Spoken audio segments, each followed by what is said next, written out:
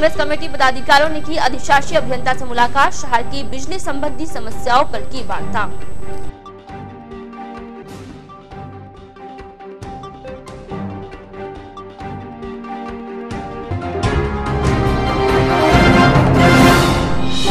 MCH wing की parking में गंदगी का आलम, स्वाइन फ्लू के बाद भी नहीं जाग रहा प्रशासन।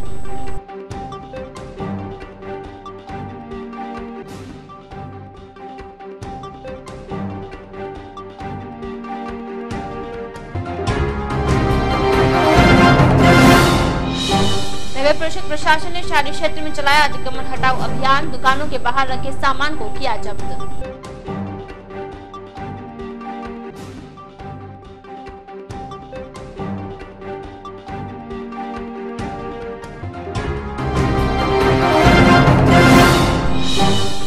और बीएसएनएल के अजमेर रोड स्थित एक्सचेंज से हुई केबल चोरी, मंगलवार को दिन भर 180 उपभोक्ताओं के फोन रहे बंद।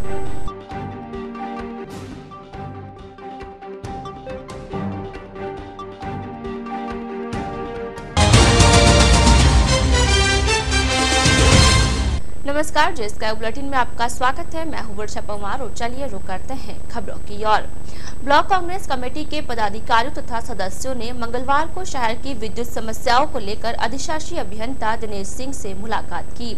इस दौरान पदाधिकारियों ने शहर की विभिन्न प्रकार की विद्युत समस्याओं पर वार्ता करते हुए शीघ्र ही उनके स्थायी समाधान की मांग की। इस दौरान कांग्रेस पदाधिकारियों ने शहर के विभिन्न क्षेत्रों में झूलते विद्युत तार, क्षतिग्रस्त विद्युत पोल तथा मकानों के ऊपर से गुजर रही विद्युत लाइनों की समस्याओं का शीघ्र समाधान करने की मांग की। ब्लॉक अध्यक्ष अजय शर्मा के नेतृत्व में की गई वार्ता के दौरान शहर के बापू नगर स्थित जीएसएस का काम शीघ्र शुरू करने तथा 220 केवी जीएसएस के सपोर्ट में एक अन्य जीएसएस स्थापित करने की मांग की गई, जिस पर अधिशासी अभियंता दिनेश सिंह ने बताया कि बापू नगर जीएसएस के लिए निगम की ओर से राशि नगर परिषद को जमा करा दी गई है, लेकिन अब तक जमीन उपलब्ध नहीं हो पाई है, अतः नगर परिषद से जमीन आवंटन मामले में सहयोग किया जावे। उन्होंने बताया कि पीपलाज में 132 केवी जीएसएस का प्रस्ताव विभाग को भिजवाया हुआ है, स्वीकृति मिलते ही काम शुरू कर दिया जाएगा तथा इस जीएसएस के बनने के बाद शहर की बिजली समस्या दूर हो जाएगी। मुलाकात करने वाले शिष्टमंडल में नरेंद्र झंवर, राजेंद्र ओस्तवाल, चुन्नू यादव, मेघराज बोहरा, मोहम्मद हारून ठीपा, रवि दंडायत, अजय स्वामी, रतन जी आर्य तथा लक्ष्मी नारायण वर्मा आदि शामिल थे। आदरणीय मुख्यमंत्री अशोक गहलोत साहब और आदरणीय उप मुख्यमंत्री आदरणीय सचिन पायलट साहब की भावना के अनुसार आज बिहार कांग्रेस का शिष्टमंडल अधिशासी अभियंता आरएसीबी से मिला और शहर की बिजली विभाग से होने वाली समस्याओं से उन्हें अवगत कराया और आगामी भविष्य के लिए जो बिहार शहर की और बिहार की जनता के लिए अनुरूप हो सके उनके प्रस्ताव भी हमने लिए, जो हम आदरणीय माननीय मंत्री बीडी कला साहब को शीघ्र अवगत कराएंगे और बिहार कांग्रेस का एक शिष्टमंडल उनसे मिलेगा ताकि बिहार की भावनाओं से उन्हें अवगत कराया जा सके। बिहार की समस्याओं के बारे में जैसे कई पुराने लोहे के पोल लगे हुए हैं जिनमें करंट प्रवाहित रहता है, उनको हटाने के संदर्भ में बात हुई। कई चार्जेज जो अतिरिक्त दिए जा रहे हैं या अनावश्यक रूप से वसूले जा रहे हैं उनके संदर्भ में बात हुई, उन्हें तुरंत प्रभाव से निलंबित किया जाएगा। और कई ऐसे प्रस्ताव या जनता के काम थे उनके संदर्भ में भी आदरणीय एक्शन साहब से बात हुई और जनता की समस्याओं का समाधान शीघ्र हो, ऐसे हमारे प्रस्ताव पर चर्चा हुई। हमारे दफ्तर में एक्शन और दफ्तर में कांग्रेस का प्रतिनिधिमंडल आया। उन्होंने शहर के समस्याओं के बारे में, विद्युत संबंधी जो भी समस्याएं थी उसका विस्तार से हमारे बीच उनके बीच चर्चा हुई। प्रतिनिधिमंडल ने बोला कि जो भी शहर के अंतर्गत एलटी लाइनें हैं, पुरानी हो चुकी हैं, जो लोहे के पोल हैं, जो एस्टे हैं या जो पीसीसी पोल हैं जो गल चुके हैं या भराव के कारण हाइट कम, क्लियरेंस कम है, उसको उन्होंने मेंटेनेंस में कराने के लिए बोला, अपना बात रखी अपनी। तो जितने भी ये पोल हैं जो अंदर से सड़ चुके हैं या गल चुके हैं या जो जीर्ण शीर्ण अवस्था में है, उसको मेंटेनेंस के अंतर्गत हमारे द्वारा चेंज किया जाएगा ताकि किसी प्रकार की दुर्घटना होने से हम बच सकें और असाध स्थिति पैदा नहीं हो। तो हमने तीनों एएनएस को अभी हमने मोबाइल पे निर्देश दिया कि भाई आप लोग के एरिया में जो भी पोल सड़े हैं, गले हैं या जीर्ण शीर्ण अवस्था में है, जिसे एक्सटेंट होने की संभावना है, उसको तुरंत प्रभाव से हटा दें। और हमने उनसे ये भी बात की कि भाई पोल हटाते हैं जब, तो लोग पोल वहाँ खड़ा नहीं होने देते हैं, खड़ा नहीं करने देते हैं। तो उनकी ये जिम्मेवारी, उन्होंने बोला कि भाई जहाँ पोल लगे हैं वहाँ पर जो पोल सड़ चुके हैं वहाँ पर हटवाने की हमारी जिम्मेवारी है, हम खड़े रह करके उस पोल को हटवाएंगे। ये हमारे बीच में शहर के बारे में बात हुई। दूसरी उन्होंने रखा कि शहर में सिंगल फेज 3 फेज लाइनों का, तो शहर में तो ये आदेश है कि भाई जितनी भी लाइनें खींची जाएंगी 3 फेज ही खींची जाएंगी। अगर कहीं सिंगल फेज लाइनें हमारे सब डिवीज़न द्वारा खींची जाती हैं तो उनका पता करके ऐसा नहीं करने का निर्देश दिया जाएगा। और भविष्य में जो भी लाइनें खींची जाएंगी वो 3 फेज ही शहर नगर परिषद के सीमा में खींची जाएंगी।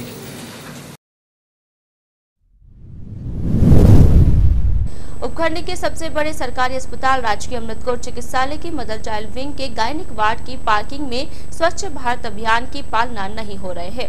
आलम यह है कि विंग के सामने खाली स्थान पर गंदगी का ढेर लगा हुआ है, जिसके कारण मौसमी बीमारियां फैलने की आशंका बनी हुई है। साथ ही पार्किंग स्थल पर वाहन भी बेतरतीब ढंग से खड़े होने के कारण रोगियों तथा परिजनों को भारी परेशानियों का सामना करना पड़ रहा है।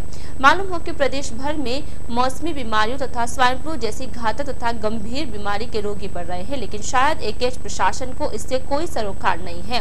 मंगलवार को चिकित्सालय में अपने किसी परिचित के उपचार के लिए पहुंचे सेवा दल के जिलाध्यक्ष एडवोकेट शंभू यादव ने इस पर अफसोस जाहिर किया है। यादव ने इसके लिए चिकित्सालय प्रशासन को जिम्मेदार ठहराया है। उन्होंने चेतावनी दी है कि अगर शीघ्र ही चिकित्सालय प्रशासन यहां पर साफ सफाई नहीं करवाई जाएगी तो संबंधित जिम्मेदार के खिलाफ कड़ी कार्यवाही की मांग की जाएगी। इस संदर्भ में जब deputy controller doctor M.K. Agarwal से बातचीत की गई तो उन्होंने बताया कि इसके लिए जन जागरूकता फैलाई जा रही है। आम आदमी भी अपनी जिम्मेदारी समझे तथा खाली स्थान पर कचरा इत्यादि नहीं डाले।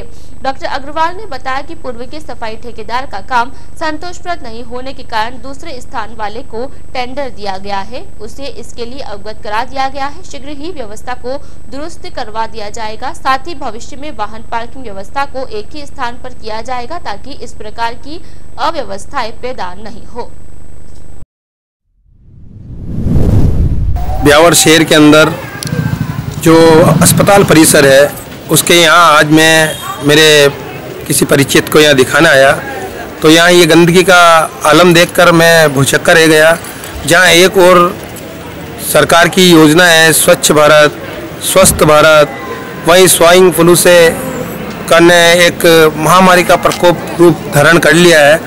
उसके तहत मैं यही कहना चाहूँगा कि अस्पताल परिसर जो ये गायनिक वार्ड जो नया हॉस्पिटल बना है उसके सामने आज गंदगी का ये आलम है कि मैं ये देख के भौचक्का रह गया कि इतना कुछ होने के बाद स्वाइन फ्लू जैसे बीमारी चल रही है, उसके बावजूद भी अभी तक इस शहर के अंदर अस्पताल प्रशासन या जो भी प्रशासन इसके लिए दोषी है उस पर तुरंत प्रभाव से कार्रवाई होनी चाहिए और जो भी विभागीय आदमी इसका दोषी है उस पर तुरंत कार्रवाई होनी चाहिए। और ये जो गंदगी का आलम है जहाँ पर यहाँ पर जो पार्किंग की व्यवस्था है वो भी अव्यवस्थित है, जहाँ जबकि इधर कार की पार्किंग है, यहाँ पर इन्होंने कचरे का ढेर लगाकर और पूर्ण तरीके से यहाँ पर पूरा गंदगी का ये आलम कर रखा है इन्होंने। कायाकल्प के तहत ब्यावर को 20 लाख रुपए की राशि मिली है। इसमें कोई शक की बात नहीं है कि हमारी व्यवस्था सेवाओं में पहले से सुधार हुआ है। वो बाहर दूसरे अन्य जिलों की टीम ने आगे चेक किया है, उसी के बिहार पे किया है। लेकिन जहाँ तक सफाई का मुद्दा है, हम जागरूकता चाह रहे हैं, हम आम नागरिक भी जागरूक होकर उसमें कचरा इधर उधर न फैलाएं, ये भी हम चाहते हैं। उसके लिए मैसेज हम जगह जगह पे पोस्टर लगा के इनको जागरूक करें। बाहर की सफाई का ठेका जैसा हमने पहले किसी अन्य ठेकेदार को दे रखा था, उसके काम में सुधार नहीं होने के कारण से अभी करीब 8-10 दिन पहले ही बाहर वाले ठेकेदार को नोटिस देके उसको हटा दिया गया और वो ठेका किसी अन्य दूसरे ठेकेदार को दिया गया है। जो सेकंड ठेकेदार है उसको दिया गया है। उसको अभी हाल ही काम संभाले कुछ दिन में उसको हमने चेताया है सभी जगह व्यवस्था ठीक करने के लिए। अगर उसके द्वारा भी नहीं किया जाएगा तो हम शीघ्र दूसरी कार्रवाई करेंगे। लेकिन एक दूसरी और व्यवस्था, हम पार्किंग की व्यवस्था को सुधारना चाहते हैं। वो पार्किंग की जगह है, हम अगले बार टेंडर में ये व्यवस्था करना चाह रहे हैं कि आगे जो 2-3 जगह अलग अलग स्टाफ की पार्किंग और पब्लिक पार्किंग है, तो आगे भी जो पार्किंग जगह है तो पार्किंग को हम पीछे एक ही जगह पे एक तरफ स्टाफ की पार्किंग कर दें, एक तरफ पब्लिक की पार्किंग कर दें। 3-4 जगह जो अलग अलग पार्किंग है उसको ख़त्म करें ताकि ठेका लेने वाले को भी दिक्कत ना हो और स्टाफ को और पेशेंट के साथ में जो आते हैं उनको भी कहीं दिक्कत ना हो। ये हमारी व्यवस्था है कि अगले जब भी कोई टेंडर होंगे तो पीएमओ साहब से निवेदन करके हम इस व्यवस्था को भी सुधारेंगे ताकि गाड़ियाँ एक ही जगह दिखाई दे, इधर उधर अस्त व्यस्त खड़ी नहीं रहे। शहर के रिको क्षेत्र स्थित भारत दूरसंचार निगम लिमिटेड के एक्सचेंज से 2 दिन पूर्व अज्ञात चोर केबल काट कर ले गए, जिससे रिको क्षेत्र के करीब 180 कनेक्शन खामोश हो गए। मामले की भनक अधिकारियों को लगी तो उन्होंने सिटी थाना पहुंचकर मामले की शिकायत दी है, लेकिन मंगलवार शाम तक पुलिस ने न तो मुकदमा दर्ज किया और न ही मौका मुआयना किया। लेकिन अधिकारी एक्सचेंज की सेवाओं को भी पुनः संचालित नहीं कर पाए। जानकारी के अनुसार रिको एक्सचेंज में रात्रि के समय कोई चौकीदार आदि नहीं रहता है। रविवार रात्रि के समय कोई अज्ञात चोर एक्सचेंज की कॉपर केबल काट कर ले गया। बीएसएनएल के एजीएम ML फुलवारी ने बताया कि लगातार क्षेत्र से टेलीफोन लाइन बंद होने की शिकायत मिली। जब जांच की गई तो एक एक्सचेंज के पीछे स्थित डक से एक केबल कटी हुई मिली, जिसके कारण लाइन में फॉल्ट आ रहा था। केबल चोरी होने के कारण क्षेत्र के करीब 180 कनेक्शन प्रभावित हो गए।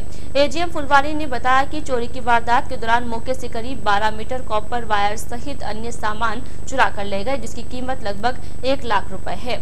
मामले का गंभीर पहलू यह भी है कि घटना की जानकारी मिलने के बाद भी बीएसएनएल अधिकारी एसडी इंटरनल की ओर से चित थाना पहुंचकर सोमवार की शाम ही शिकायत दी गई, लेकिन मंगलवार शाम न तो शिकायत दर्ज हुई और न ही पुलिस ने मौके पर पहुंचकर मौका मुआयना किया। ऐसे में एक्सचेंज मंगलवार को पूरे दिन बंद रहा, जिससे उपभोक्ताओं को खासी परेशानियों का सामना करना पड़ा। हमारे बीएसएनएल की सेवाएं जो रिको एक्सचेंज है उसकी बंद पाई गई। बैंक के और जो आरएसीबी के सर्किट की ज़्यादा शिकायत आ रही थी तो हमने टेस्टिंग के लिए टीम भेजी। टीम टेस्ट करते समय शाम को लगभग 5 बजे तक पता पड़ा कि ये जो केबल कट गई है जो कि पीछे डक्ट के अंदर है, उसमें से किसी अज्ञात व्यक्ति द्वारा काट ली गई है।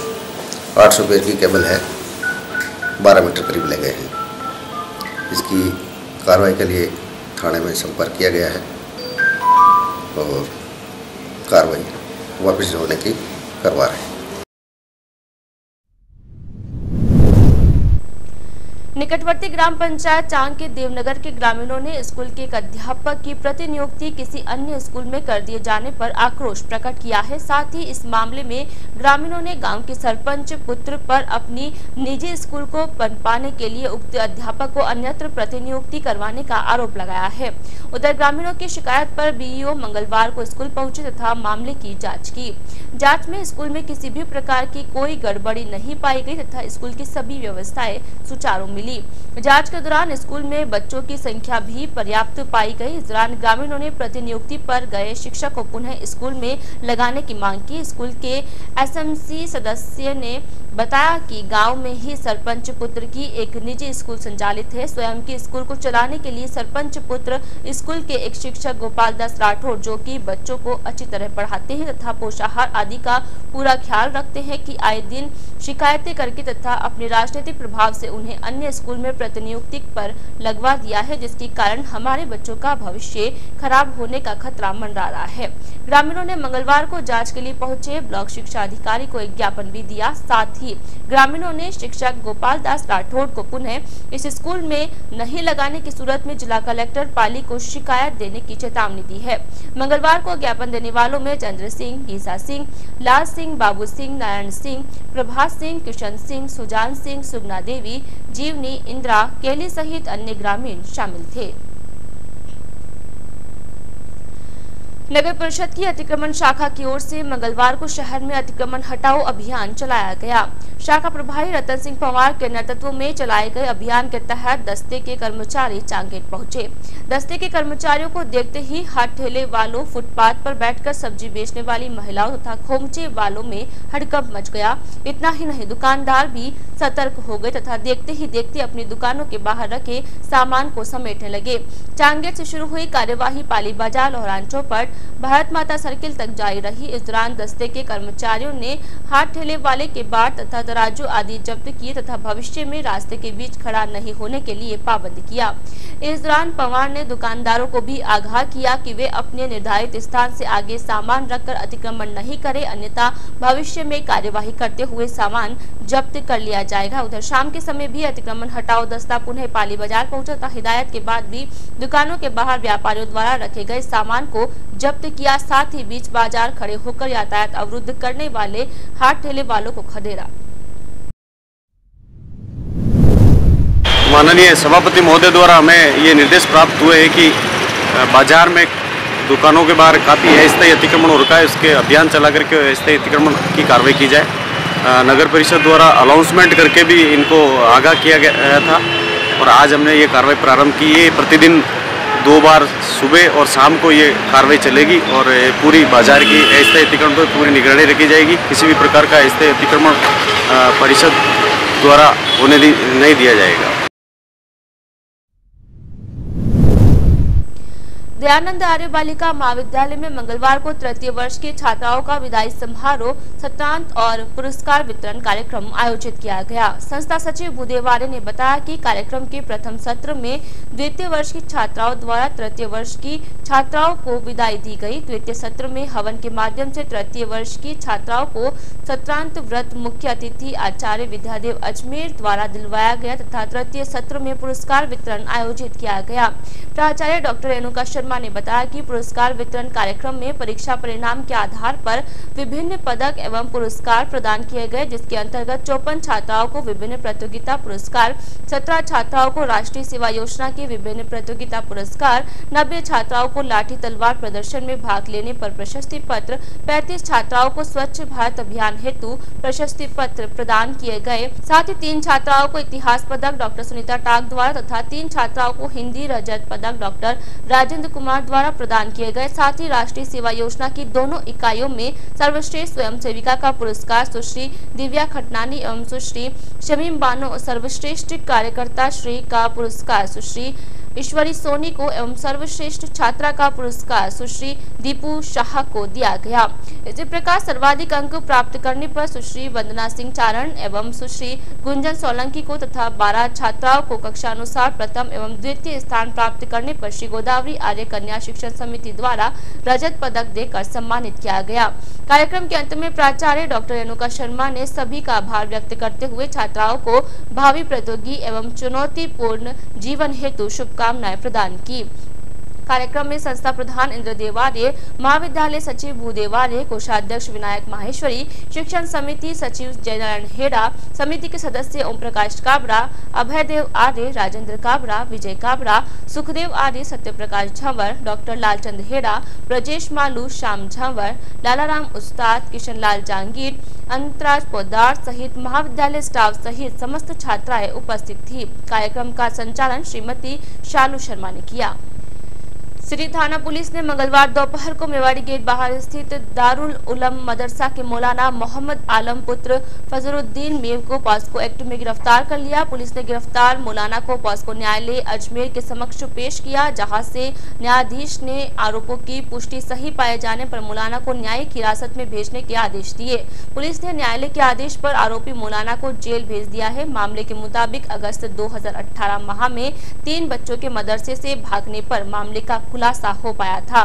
सदर थाने के सामने रात को बैग लटकाकर मिले नाबालिग बच्चों से पूछताछ करने पर मौलाना की करतूतों की बात सामने आई थी। इसी मामले में परिजनों और मौलाना से बातचीत करने पर बच्चों पर ही सवाल खड़े कर दिए थे, लेकिन चाइल्ड केयर के माध्यम से बच्चों के संरक्षण के दौरान बच्चों ने मौलाना पर गंभीर आरोप लगाए, जिस पर तत्कालीन कलेक्टर आरती डोगरा ने ब्यावर एसडीएम को उक्त मामले में जांच कर रिपोर्ट प्रेषित करने के निर्देश दिए। 31 अक्टूबर को गठित कमेटी के आधार पर कमेटी सदस्यों ने मदरसे के छात्रों के बयान दर्ज किए।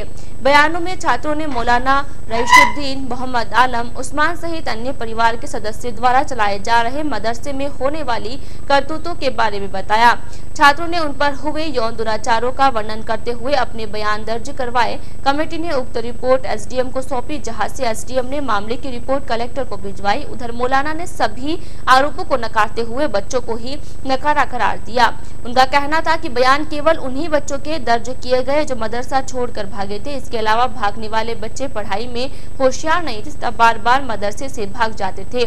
इस मामले में गठित कमेटी ने गत 8 जनवरी को जांच जिला कलेक्टर अजमेर को सौंप दी थी। रिपोर्ट में मौलाना पर आरोप सिद्ध पाए गए थे। रिपोर्ट के आधार पर ही मौलाना को मंगलवार को गिरफ्तार किया गया। प्रदेश में स्वाइन फ्लू के रोगियों की संख्या में प्रतिदिन वृद्धि हो रही है। बड़ी ठंड के बाद इन रोगियों में और इजाफा हुआ है।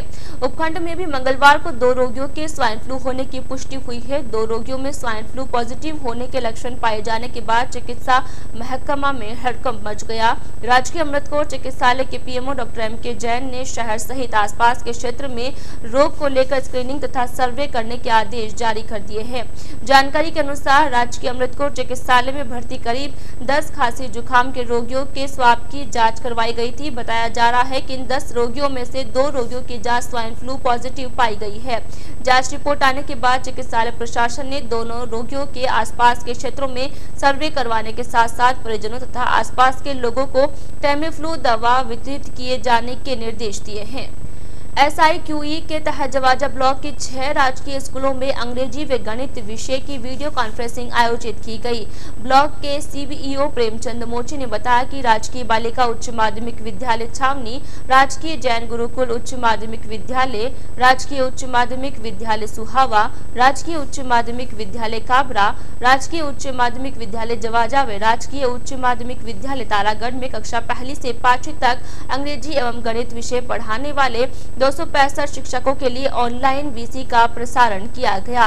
प्रसारण में अधिकारियों द्वारा बेसलाइन ग्रुप निर्माण, योजना निर्माण, क्षमता संवर्धन योजना, अंग्रेजी शिक्षण में चुनौतियां तथा उनके समाधान, द्विभाषी शिक्षण विधि, गतिविधि आधारित शिक्षण आदि की जानकारी दी गई। इसके अतिरिक्त शिक्षकों को शिक्षण के प्रभावी गुण सिखाते हुए अध्यापकों को CCE की जानकारी को भी विभिन्न प्रश्नों की सहायता से जांच की गई।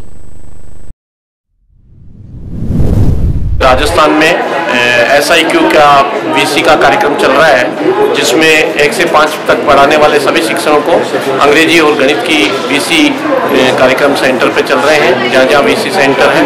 इसमें शिक्षण के जो नवाचार परिषद द्वारा, राजस्थान काउंसलिंग परिषद द्वारा जो जारी होते हैं, उसके अंतर्गत नवाचार जो जुड़ रहे हैं शिक्षण विधा में, उसमें नए नए तरीके हमें इसमें VC के माध्यम से बताए जा रहे हैं, जिससे शिक्षक अपने फील्ड में जाकर 1 से 5 तक की जो शिक्षण कार्य है उसमें नवाचार का इस्तेमाल करके शिक्षण को TLM के आधार पर, नवाचार के आधार पर बच्चों के शैक्षणिक स्तर में सुधार करके उनको अपेक्षित स्तर तक लाया जा सके। इसमें SIQ में 2 तरह के समूह होते हैं। एक कक्षा स्तर के बच्चे जो समूह नंबर 1 में होते हैं, एक कक्षा स्तर से नीचे के जो बच्चे होते हैं वो समूह नंबर 2 में होते हैं। तो उसके लिए समूह नंबर 2 को बच्चों को हम कक्षा के स्तर तक कैसे ला सकते हैं, उसके लिए VC के माध्यम से ये जानकारी अध्यापकों को कराई जाती है, जिससे वो अपने फील्ड में जाकर एक अच्छे स्तर पर बच्चों को पहुँचाया जाए। शहर के SD कॉलेज में पदस्थापित संस्कृत व्याख्याता का एक बैग चोरी होने का मामला सामने आया है। पीड़ित व्याख्याता ने संदर्भ में सिटी थाना पुलिस को एक लिखित में शिकायत दी है। सिटी थाना पुलिस को दी शिकायत में पीड़ित व्याख्याता सहदेव शास्त्री ने बताया कि मंगलवार को वे SD कॉलेज के विभिन्न विभागों में गए थे। इस दौरान किसी एक स्थान से उनका एक बैग चोरी हो गया। उन्होंने बताया कि बैग में उनके बैंकिंग संबंधी कागजात के साथ साथ ATM चेक तथा मोबाइल सिम आदि थे। व्याख्याता शास्त्री ने बैग चोरी की शिकायत दर्ज कर आवश्यक कार्यवाही की मांग की है। मेरे बैग गुम हो जाने से उसमें लगभग 30-40 जो है मेरे डॉक्यूमेंट्स हैं जो बैंकिंग से है संबंधित, और प्लस जो है बैंकिंग के साथ साथ में मेरे निजी कार्ड वगैरह भी हैं, और जिसमें पैन कार्ड है, आधार कार्ड है, MST कार्ड है, ड्राइविंग लाइसेंस है, ये सब चीज़ें मेरे मौजूद हैं। इसके साथ साथ में मेरे टिफ़िन भी है, टिफ़िन के साथ साथ में चाबियों का गुच्छा भी है, एक बोड़ा फ़ोन भी है उसमें छोटा वाला, नहीं नोकिया का है, बोड़ा सिम है उसमें। और इस प्रकार से मेरे लगभग 10 तो मैंने जो याद आए छोटे मोटे लिखे हैं, जिसमें पैन कार्ड से लेके आधार कार्ड तक सारे के सारे जो है उस बैग में रखे हुए थे। और सबसे बड़ी बात यह है कि मेरे चेक बुक है 3-4 बैंकों के, और उसमें ATM भी है। इस कारण मैं बहुत परेशान हूँ और परेशानी के कारण मुझे बाध्य होकर के आज प्रिंसिपल साहब को और थाने में मुझे रिपोर्ट लिखवानी पड़ी। ये बैग कहाँ से लाए बोला? बैग मैं 3 जगह वहाँ गया हुआ हूँ। एक तो संगीत विभाग में फंक्शन था, दूसरा प्रिंसिपल चैम्बर में, तीसरा कोटा ओपन यूनिवर्सिटी में मेरी ड्यूटी थी और स्टाफ रूम में। ये 3-4 जगह मैं उपस्थित रहा। नाम आपका? डॉक्टर सहदेव शास्त्री, प्रोफेसर पद पर, संस्कृत विभाग।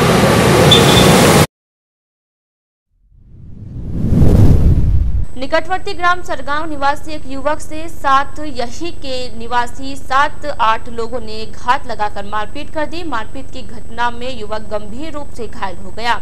घायल अवस्था में उसे उपचार के लिए राजकीय अमृतकोर चिकित्सालय में भर्ती करवाया गया है। बताया जा रहा है कि इस दौरान युवक के साथ उसकी बहन भी थी, लेकिन हमलावरों ने उसे किसी प्रकार की कोई चोट नहीं पहुंचाई। उधर पीड़ित के परिजनों ने इस संदर्भ में सदर थाना पुलिस को शिकायत दी है। जानकारी के अनुसार सरगांव निवासी महबूब खान पुत्र मीठू खान तथा उसकी एक बहन मंगलवार को गायनिक वार्ड में भर्ती अपनी भाभी मुमताज से मिलकर बाइक पर सवार होकर अपने गांव सरगांव जा रहे थे। इस दौरान सरमालिया अंडरपास में अपने 7-8 साथियों के साथ पहले से ही घात लगाकर बैठे लक्की ने महबूब पर हमला बोल दिया। हमले के दौरान महबूब की बहन की चिल्लाने की आवाज सुनकर आसपास के लोग एकत्रित हो गए। इस दौरान सभी हमलावर वहां से भाग छूटे। अखिल भारतीय कांग्रेस सेवा दल के राष्ट्रीय अध्यक्ष लाल देसाई एवं प्रदेशाध्यक्ष विधायक राकेश पारिक ने ब्यावर निवासी शंभू यादव को सेवा दल यूथ ब्रिगेड के जिलाध्यक्ष पद पर नियुक्त किया है। यूथ ब्रिगेड के प्रदेशाध्यक्ष हेम सिंह शेखावत ने यादव की पार्टी के प्रति लगन तथा कार्यशैली से प्रभावित होकर उक्त नियुक्ति प्रदान करते हुए संगठन को मजबूती प्रदान करने के निर्देश दिए हैं। यादव की नियुक्ति पर कांग्रेस सेवा दल के सोहन मेवाड़ा, वीरेंद्र सिंह रावत, सीपी शर्मा, सोमदेव साहू, शेखर शर्मा, पंकज साहू, इस्लामुद्दीन नागौरी, संदीप साखला, नवीन गर्ग, अरविंद भटनागर, मगन सोलंकी, विशाल जैन, संदीप बंजारा सहित अन्य ने खुशी प्रकट करते हुए प्रदेशाध्यक्ष का आभार प्रकट किया है। निकटवर्ती ग्राम बैरवा नगर में आपसी घरेलू विवाद को लेकर 3 सगे भाइयों ने एक भाई पर जानलेवा हमला कर दिया, उसे गंभीर रूप से घायल कर दिया। घायल अवस्था में उसे उपचार के लिए राजकीय अमृतकोर चिकित्सालय में भर्ती करवाया गया है। अस्पताल में भर्ती बैरवा नगर निवासी राजू पुत्र धीरा काठात के रिश्तेदारों ने बताया कि राजू के 3 सगे भाई टोनी, रफीक तथा रवि इसे घर से बाहर करना चाहते हैं तथा इसको लेकर इसके साथ आए दिन मारपीट करते रहते हैं। मंगलवार को भी तीनों भाइयों ने राजू के घर में घुसकर उसके साथ मारपीट की, जिससे सिर में गंभीर चोटें आई और वह बेहोश हो गया। बेहोशी की हालत में राजू को उपचार के लिए अस्पताल में भर्ती करवाया गया है। कांग्रेस सरकार की ओर से बेरोजगार युवाओं के भत्ते में बढ़ोतरी करने के आदेश रोजगार कार्यालय की वेबसाइट बंद होने से पूरे होते नहीं दिख रहे हैं। योजना के लाभ लेने के लिए बेरोजगार युवक ऑनलाइन आवेदन के लिए ई-मित्र पर जा रहे हैं, लेकिन वेबसाइट बंद होने से आवेदन नहीं कर पा रहे हैं। ऐसे में बेरोजगार युवक रोजगार कार्यालयों के चक्कर काटने को मजबूर हो रहे हैं, लेकिन शहर में संचालित रोजगार कार्यालय में कर्मचारियों व अधिकारियों की कमी के कारण कार्यालय आने वाले बेरोजगार युवकों को संतोषप्रदक जवाब नहीं मिलने के कारण निराश होकर लौटना पड़ रहा है। शहर के रोजगार कार्यालय में रोजगार अधिकारी पद पर कार्यरत राघवेंद्र सिंह को ब्यावर के अतिरिक्त अजमेर एवं राजसमंद रोजगार कार्यालय का कार्यभार भी दे रखा है। इसके अलावा कार्यालय में सूचना सहायक मनीष कुमार व वरिष्ठ सहायक पद पर 2 कर्मचारी नियुक्त है, लेकिन दोनों ही कर्मचारियों को नई योजना की जानकारी नहीं होने के कारण युवाओं को टाल देते हैं। कर्मचारियों ने बताया कि बेरोजगार युवकों को 1 मार्च से 650 रुपए से पुरुष को 3000, महिलाओं को 3500 रुपए का बेरोजगारी भत्ता प्राप्त होगा। इसके लिए ऑनलाइन आवेदन प्रक्रिया शुरू की गई है, लेकिन वेबसाइट बंद होने से बेरोजगार युवक इस योजना के लिए आवेदन नहीं कर पा रहे हैं। ऐसे में यह भी नहीं पता चल पा रहा है कि पूरे उपखंड में ब्यावर रोजगार कार्यालय में कितने बेरोजगार पंजीकृत है। इसके लिए अजमेर रोजगार कार्यालय से पता चल सकता है। जिला रोजगार अधिकारी राघवेंद्र सिंह ने बताया कि मेरे पास राजसमंद व अजमेर जिले के साथ ही ब्यावर रोजगार कार्यालय का भी अतिरिक्त अतिरिक्त कार्यभार है। ब्यावर रोजगार कार्यालय में कर्मचारियों की कमी है, इसके लिए मुख्यालय को भी जानकारी दी जा चुकी है। वहीं मंगलवार को सरकार की ओर से आदेश प्राप्त हो चुके हैं कि 1 मार्च से बेरोजगार युवक को 3000, महिला व दिव्यांग को 3500 रुपए का रोजगार भत्ता दिया जाएगा। इसके लिए स्नातक पास होना आवश्यक है तथा पुरुष के लिए 21 से 30, महिलाओं तथा दिव्यांग बेरोजगारों के लिए 21 से 35 वर्ष की आयु निर्धारित की गई है। वहीं रोजगार कार्यालय में पुराने पंजीकृत बेरोजगार युवाओं को नई योजना के लिए आवेदन नहीं करना पड़ेगा। उन्हें भी 1 मार्च से नया भत्ता राशि दी जाएगी। एक सप्ताह पूर्व राष्ट्रीय स्वास्थ्य मिशन के निदेशक एवं विशिष्ट शासन सचिव चिकित्सा स्वास्थ्य एवं परिवार कल्याण विभाग राजस्थान सरकार डॉक्टर समीर शर्मा के निरीक्षण के बाद दूसरे ही दिन 12 चिकित्सकों को थमाए गए नोटिस के मामले में मंगलवार को चिकित्सकों ने एक प्रेस वार्ता कर अपना पक्ष रखा। उन्होंने कहा कि चिकित्सालय में आने वाले मरीजों को बेहतर सेवाएं देना ही चिकित्सालय स्टाफ का उद्देश्य है, लेकिन उनके विरुद्ध की जाने वाली बेवजह की कार्यवाही उन्हें मायूस कर रही है। प्रेस वार्ता के दौरान जिन 12 चिकित्सकों को नोटिस दिए गए उनका पक्ष रखते हुए अखिल राजस्थान सेवारत चिकित्सक संघ के सचिव डॉक्टर आलोक श्रीवास्तव ने कहा कि चिकित्सक सेवा के लिए सदैव तत्पर है। मरीजों के प्रति हमारा सकारात्मक रुख रहता है। चिकित्सालय में चिकित्सकों को मिलने वाली बेहतर सेवाओं का ही परिणाम है कि एकेज को कायाकल्प के तहत राजस्थान में द्वितीय स्थान प्राप्त हुआ है। डॉक्टर श्रीवास्तव ने बताया कि गत दिनों चिकित्सालय की व्यवस्थाओं को सुधारने एवं मरीजों को बेहतर सेवाएं देने के लिए जो प्रयास किए गए, ऐसी सकारात्मक पहल का हम स्वागत करते हैं। चिकित्सकों को नोटिस दिए गए नोटिस के मामले में उन्होंने कहा कि जांच के दौरान न तो उनका पक्ष सुना गया और न ही नोटिस के लिए कोई ठोस शिकायत प्रशासन के पास है। जिन चिकित्सकों के नाम नोटिस जारी हुआ है उनमें से कोई भी बाहर की दवाइयां जिस छोटी पर्ची का जिक्र किया गया है उस पर नहीं लिखते हैं। यदि बाहर की दवाई लिखी जाती है तो वह मरीज के कहने पर या मरीज के हित में होने पर ही लिखी जाती है। ऐसे में चिकित्सक मरीज के हितों के लिए कार्य कर रहे हैं। एक सवाल के जवाब में प्रेस वार्ता में मौजूद डॉक्टर दिलीप चौधरी ने कहा कि उन्होंने दवाइयों को लेकर सभी चिकित्सकों से जेनेरिक दवाइयां लिखने का निर्णय लिया है, जिससे वह सभी मेडिकल दुकानों पर मिल जाए। उन्होंने इस बात पर भी आवश्यक होने पर ही मरीज को बाहर की दवाइयां या जांच लिखी जाती है, क्योंकि चिकित्सालय 24 घंटे सभी प्रकार की जांच की सुविधा नहीं है। उन्होंने इस बात पर जोर दिया कि दवाइयां एवं जांच की दर भी निर्धारित होनी चाहिए, जिससे मरीजों को अनावश्यक आर्थिक नुकसान नहीं हो।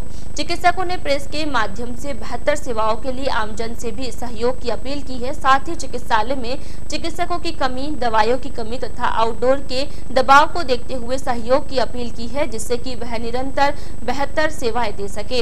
इस दौरान डॉक्टर प्रमोद सक्सेना, संजय शर्मा, एसएस चौहान, मनोज शर्मा, दिलीप जैन तथा विद्या सक्सेना सहित अन्य चिकित्सक मौजूद थे। चिकित्सालय के और चिकित्सकों के प्रति जो एक माहौल बन रहा है पूरे ब्यावर के अंदर, उसको लेकर के कुछ चर्चा, कुछ बातें हुई और क्यों और कैसे बातें हो रही हैं और डिटेल सबको दे दी गई है। इसके अंदर डॉक्टर्स के क्वार्टर के बाहर दुकानें जो खुली उनके बारे में डिस्कशन हुआ कि उसमें उनका कोई लेना देना नहीं, डॉक्टर्स का किसी की पार्टनरशिप नहीं है। छोटी छोटी पर्चियों के बारे में जो बात हुई, कोई भी डॉक्टर पर्ची नहीं लिख रहा। जांच कमेटी ने बताया कि पर्चियाँ लिखी आई, तो जांच कमेटी में दिलीप जी थी, उन्होंने भी बात स्वीकारी है कि इस तरह की पर्ची हमको कोई मिली नहीं है। हमने बात करी क्वार्टर्स में जो डॉक्टर रह रहे हैं उनको अलॉटमेंट हुआ, जिनका घर यहाँ पर है। तो ये सब बातें, छोटी छोटी बातें जो गैप क्रिएट कर रही थी जनता के और हमारे बीच के अंदर।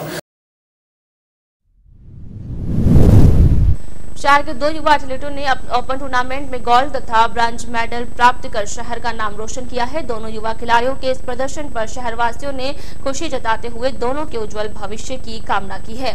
जानकारी के अनुसार अजमेर के पटेल मैदान पर ओपन एथलेटिक्स प्रतियोगिता का आयोजन किया गया था। उक्त प्रतियोगिता में मालपुरा निवासी अंकित पुत्र अशोक चौहान तथा दिलीप सिंह पुत्र सुखदेव सिंह ने भाग लिया था।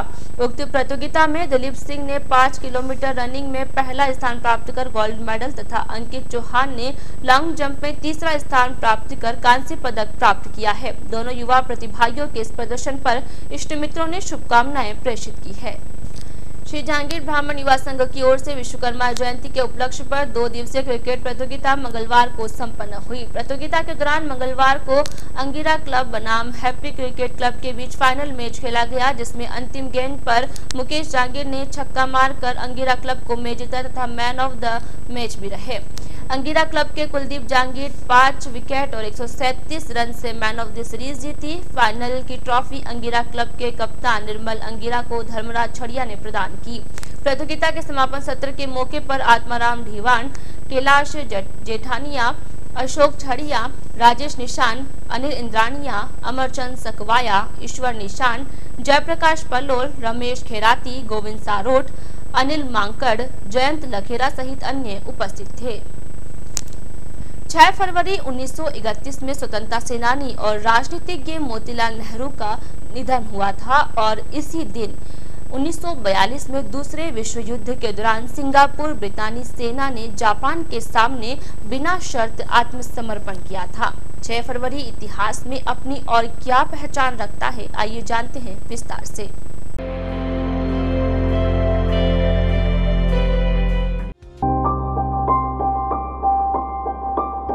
1931 में आज ही के दिन स्वतंत्रता सेनानी और राजनीतिज्ञ मोतीलाल नेहरू का निधन हुआ था। मोतीलाल नेहरू इलाहाबाद के सबसे मशहूर वकील और भारत के प्रथम प्रधानमंत्री जवाहरलाल नेहरू के पिता थे। स्वतंत्रता आंदोलन में मोतीलाल नेहरू एक ऐसे व्यक्ति थे जिन्होंने न केवल अपनी जिंदगी की शानो शौकत को पूरी तरह से ताक पर रख दिया, बल्कि देश के लिए परिजनों सहित अपना सब कुछ दांव पर लगा दिया। अमृतसर में 1919 के जलियांवाला बाग गोलीकांड के बाद उन्होंने महात्मा गांधी के आह्वान पर अपनी वकालत छोड़ दी। वह 1919 और 1920 में 2 बार कांग्रेस के अध्यक्ष चुने गए। 1928 में उन्हें भारतीय संविधान आयोग का अध्यक्ष बनाया गया। इसी आयोग ने नेहरू रिपोर्ट भी पेश की थी। मोतीलाल नेहरू ने आजादी के आंदोलन में भारतीय लोगों के पक्ष को सामने रखने के लिए इंडिपेंडेंट अखबार भी चलाया। 1942 में आज ही के दिन दूसरे विश्व युद्ध के दौरान सिंगापुर में मौजूद ब्रितानी सेना ने जापान के सामने बिना शर्त आत्मसमर्पण किया था। तत्कालीन ब्रितानी प्रधानमंत्री विंस्टन चर्चिल ने सिंगापुर के पतन को ब्रिटेन के इतिहास में सबसे बड़ी त्रासदी और आत्मसमर्पण करार दिया था। जापानियों ने ब्रितानी साम्राज्य के करीब 60,000 सैनिकों को युद्धबंदी बना लिया था। उनमें 16,000 ब्रितानी, 14,000 ऑस्ट्रेलियाई और 32,000 भारतीय सैनिक शामिल थे। जापानी सैनिकों ने भारी मात्रा में गोला बारूद और हथियार पर भी कब्जा कर लिया था, जिसके बाद जापानी सेना बर्मा होते हुए भारत की सीमा तक पहुंची थी। प्रशांत क्षेत्र में जापानी सैनिकों की बढ़त पर आखिरकार जून में रोक लग गई, जब अमेरिकी सेना ने जापान के 4 विमान वाहक युद्धपोतों को नष्ट कर दिया था। 1944 में बर्मा के रास्ते भारत पर हमला करने के जापान के इरादों को ब्रितानी सेना ने असफल कर दिया था। 1952 में आज ही के दिन इंग्लैंड की महारानी एलिजाबेथ द्वितीय ने ब्रिटेन की गद्दी संभाली थी। तब वह महज 26 साल की थी। एलिजाबेथ की केन्या यात्रा के दौरान उनके पिता की अचानक मृत्यु हो गई, जिसके बाद एलिजाबेथ को ब्रिटेन की महारानी घोषित किया गया। महारानी एलिजाबेथ द्वितीय दुनिया में सबसे ज्यादा पहचाने जाने वाले लोगों में शामिल हैं। पिता के राजा बनने के साथ एलिजाबेथ बकिंगम पैलेस में रहने आई। दूसरे विश्व युद्ध में 18 साल की उम्र में वह नेशनल सर्विस में शामिल हुई और सेना में ड्राइवर बन गयी। 1947 में अपने दूर के रिश्तेदार नौसेना कमांडर फिलिप माउंटबेटन से उन्होंने शादी की, जिन्हें ग्रीस और डेनमार्क का प्रिंस घोषित किया गया। 1989 में आज ही के दिन तत्कालीन सोवियत संघ की सेना ने अफगानिस्तान से वापसी की थी। दरअसल 1979 में तत्कालीन सोवियत संघ के राष्ट्रपति लियोनिड ब्रेजनेव ने अफगानिस्तान में नजीबुल्लाह के नेतृत्व वाली कम्युनिस्ट सरकार की मदद के लिए सेना भेजने का फैसला किया था, लेकिन सोवियत संघ के इस फैसले के विरोध में अमेरिका ने पाकिस्तान की मदद से अफगान मुजाहिदीन को लड़ाई करने के लिए तैयार कर दिया। अमेरिका ने पूरी दुनिया से इस्लामी लड़ाकों को जमा कर उन्हें हथियार और पैसे दिए और सोवियत सेना के खिलाफ युद्ध करने के लिए अफगानिस्तान भेजा। सोवियत सेना और अफगान मुजाहिदीन के बीच हुई जंग में करीब 10 लाख लोग मारे गए और उससे कहीं ज्यादा लोग देश छोड़कर पाकिस्तान और दूसरे देश चले गए। इस लड़ाई में लगभग 15,000 सोवियत सैनिक भी मारे गए थे।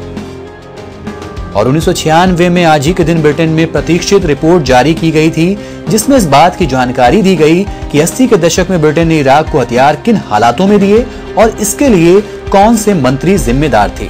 हाईकोर्ट के वरिष्ठ न्यायाधीश सर रिचर्ड स्कॉट ने इस रिपोर्ट को तैयार करने में 3 साल लगाए थे। अपनी रिपोर्ट में जस्टिस स्टॉक ने ब्रितानी सरकार की आलोचना करते हुए कहा कि सरकार ने हथियार निर्यात कानून में बदलाव की जानकारी संसद को नहीं दी थी। इस रिपोर्ट के आने के बाद कंजर्वेटिव पार्टी के नेता रॉबिन कुक ने मांग की थी कि जांच रिपोर्ट की सिफारिश को पूरी तरह लागू किया जाए, लेकिन 1997 में सत्ता में आने के बाद लेबर पार्टी ने स्कॉट रिपोर्ट की किसी भी सिफारिश को लागू नहीं किया था।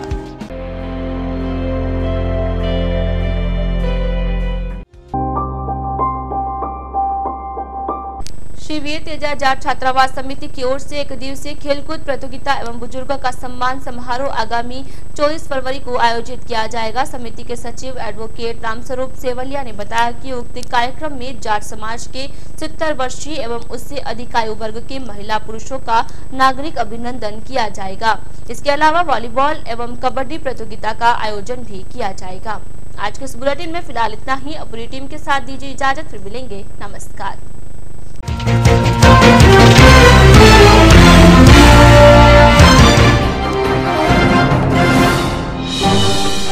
ब्लॉक कांग्रेस कमेटी पदाधिकारियों ने की अधिशासी अभियंता से मुलाकात, शहर की बिजली संबंधी समस्याओं पर की वार्ता।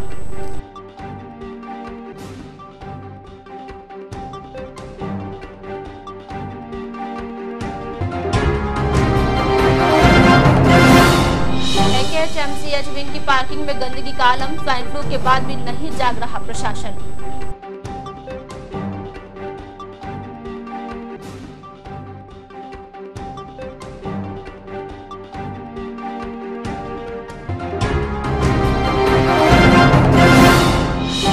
नगर परिषद प्रशासन ने शहरी क्षेत्र में चलाया अतिक्रमण हटाओ अभियान, दुकानों के बाहर रखे सामान को किया जब्त।